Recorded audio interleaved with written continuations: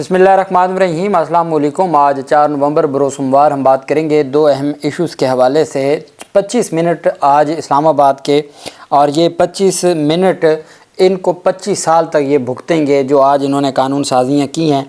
6 कानून साजियाँ की गई हैं और अब बाकायदा तौर पर आप कह सकते हैं supreme court versus parliament of Pakistan या parliament of Pakistan versus supreme court of Pakistan. चूँकि अब मामला पॉइंट ऑफ नो रिटर्न पे पहुंच चुका है और मुझे और आपको कोई परेशानी नहीं है।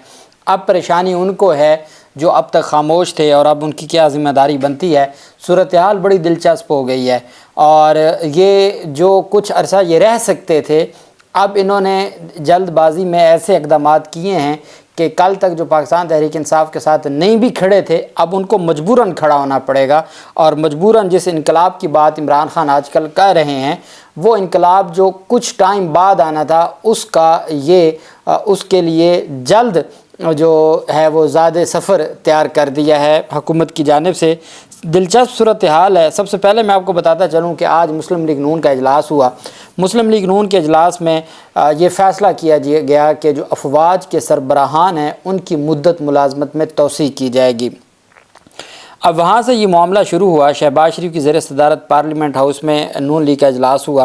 रिपोर्ट के मुताबिक इजलास में मुल्की सियासी सूरत हाल, पार्लिमानी अमूर और कानून साजी से मुतल्लिक़ पेशरफ मुशावरत की गई। दिलचस्प बात यह है कि हम जो पिछले एक हफ़्ते से डिस्कस कर रहे थे कि supreme court practice and procedure कानून में और सुप्रीम कोर्ट के जजेस की तादाद से मुतल्लिक़ वो मामला तो हुए ही हुए हैं और बड़े अखीर लेवल के हुए हैं, लेकिन साथ जो ये वाला कानून है जिसमें जो हमारे मुख्तलिफ़ इदारों के सरबराह हैं उनकी मुद्दत मुलाजमत में तोसी का, ये तो किसी की डिस्कशन में नहीं था।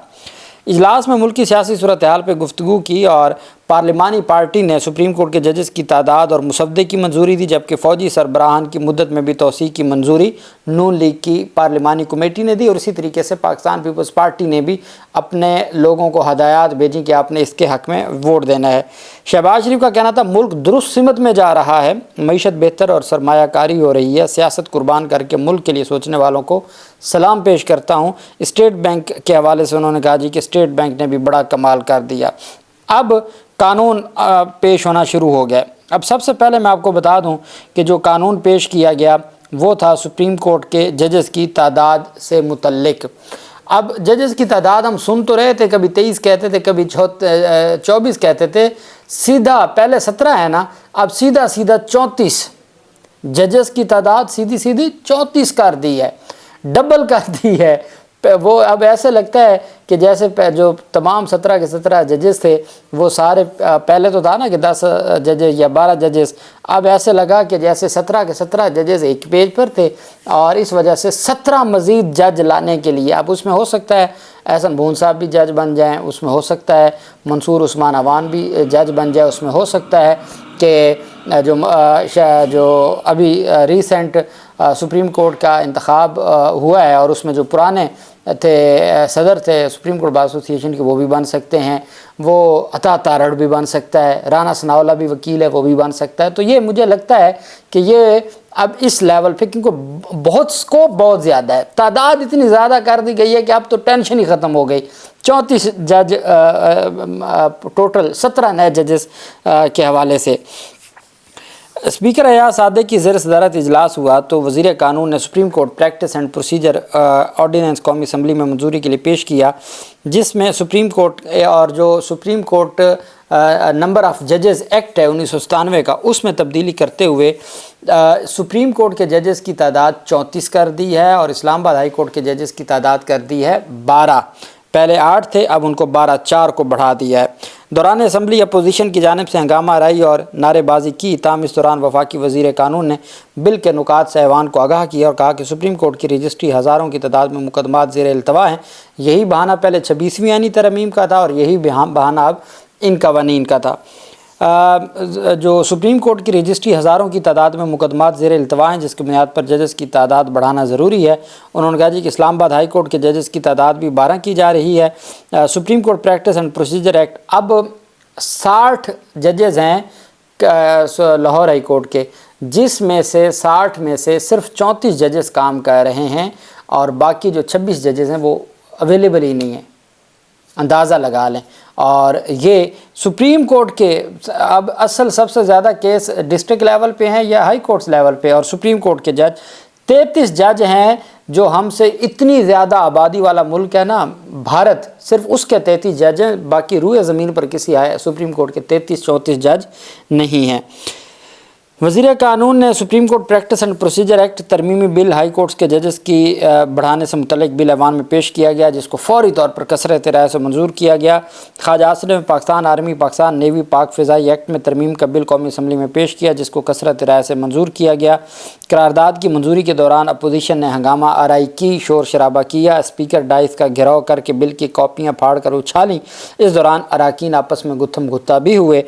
ترمیمی بل میں لکھا گیا ہے کہ جو پریکٹس اینڈ پروسیجر ہے کہ اگر ممکن ہو تو آرٹیکل 184 کی شق 3 کے تحت آئینی بینچ کے دیے گئے فیصلے کے خلاف لارجر آئینی بینچ میں 30 روز میں اپیل ہو سکے گی۔ پریکٹس اینڈ پروسیجر ترمیمی بل کا اطلاق 26ویں یعنی ترمیم سے پہلے لاگو ہوگا، اور پریکٹس اینڈ پروسیجر قانون میں 7A اور 7B کی شقوں کو شامل کیا گیا۔ ہر کیس اپیل کو فرسٹ آؤٹ کی بنیاد پر سنا جائے گا۔ قانون میں نئی شق 7B کو بھی شامل کیا گیا ہے۔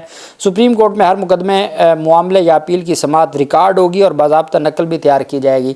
ریکارڈنگ اور نقول عوام کے لیے دستیاب ہوں گی۔ 50 روپے فی صفحہ فیس کی رقم ادائیگی پر عدالتی کارروائی کی تصدیق شدہ کاپی عدالتی کارروائی کے لیے استعمال ہو سکے گی۔ ترمیمی بل میں کہا گیا کہ آرٹیکل 191A کے تحت ہر کیس، اپیل اور نظر ثانی درخواست 3 رکنی کمیٹی طے کرے گی۔ کمیٹی میں chief justice of Pakistan senior جج منصور علی شاہ اور جو منیب اختر کی جگہ پہ اب جو آئینی عدالت کا سربراہ ہوگا، آئینی بینچ کا سربراہ، وہ تیسرا ممبر ہوگا۔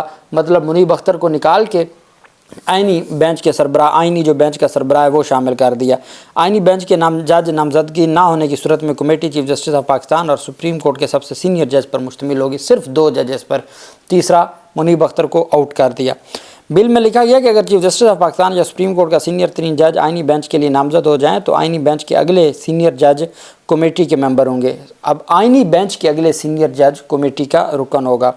قومی اسمبلی سے منظور ہونے والے supreme court practice and procedure ترمیمی بل کے مطابق آئینی بینچز کی تشکیل سے متعلق کمیٹی میں آئینی بینچ کا رکن شامل ہوگا۔ اگر کوئی ممبر کمیٹی کا حصہ بننے سے انکار کرے گا تو چیف جسٹس سپریم کورٹ کے کسی جج یا آئینی بینچ کے کسی ممبر کو کمیٹی میں بطور رکن شامل کر سکتے ہیں۔ ترمیمی بل میں لکھا گیا کہ چیف جسٹس کی سربراہی میں کمیٹی 3 ممبران پر مشتمل ہوگی۔ چیف جسٹس سینئر جج اور آئینی بینچ کا رکن جج کمیٹی کا ممبر ہوگا۔ اچھا، اب اس میں جو دوسری اہم ترمیم کی گئی ہیں وہ سپریم کورٹ کے جو ہے introduction of the national assembly, whereas it is expedient further to amend the Supreme Court Number of Judges Act 1997 for the purpose and in manner hereinafter appearing. It is hereby enacted as follows. Short title جو title ہوگا، short title اس کا وہ ہوگا جی This Act shall be called the Supreme Court Number of Judges Amendment Act 2024. In the Supreme Court Number of Judges for Section 2, the following shall be substituted. ایک نیا section 2A بنایا گیا ہے۔ Maximum number of supreme court ججز other then chief justice, the maximum number of ججز of the supreme court of Pakistan other then the chief justice shall be up to 33، وہ 33 ہوں گے اور چیف جسٹس کو ساتھ ملا کے 34 ہو جائیں گے۔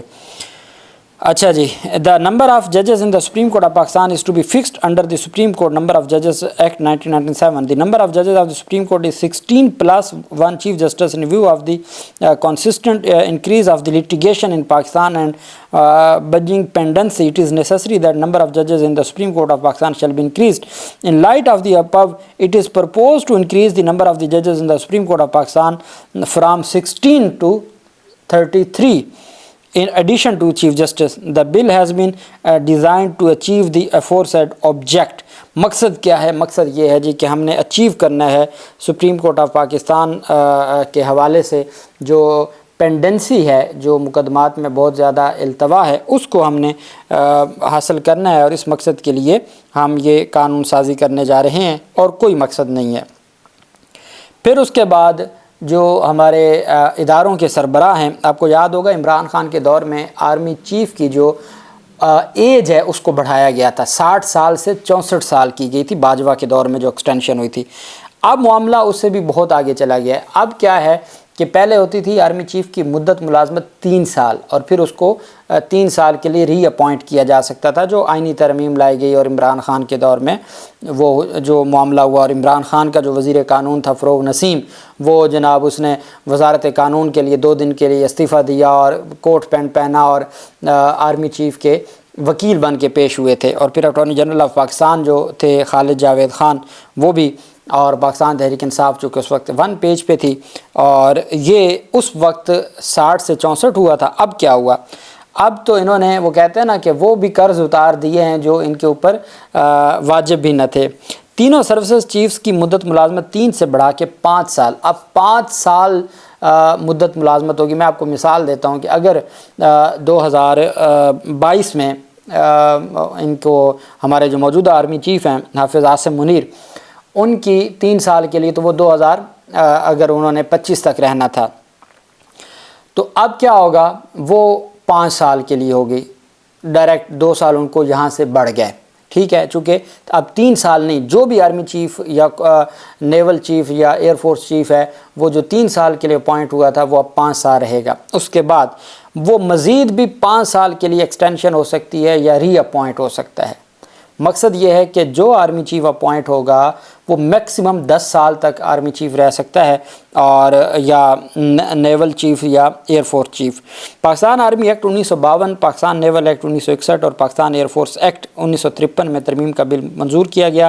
خواجہ آصف نے وہ بل پیش کیا اور خواجہ آصف کی جانب سے وہ بل منظور کروایا گیا، اور بل میں کہا گیا کہ جی جو وزیر دفاع خواجہ آصف کی جانب سے تمام سروسز چیفز کی جو مدت ملازمت ہے وہ 5 سال کرنے کا بل کثرت رائے سے منظور کر لیا گیا، جس کے مطابق پاک فوج میں جنرل کی ریٹائرمنٹ کے قواعد کا اطلاق آرمی چیف پر نہیں ہوگا۔ مطلب جو جنرل کی جیسے ایک مدت ملازمت ہے اور وہ 64 سال کر دی گئی، تو اب اس کا اطلاق آرمی چیف، جب آرمی چیف بن جائے گا تو جو جنرل کے لیے رولز ہیں وہ اس پہ اپلائی نہیں ہوں گے۔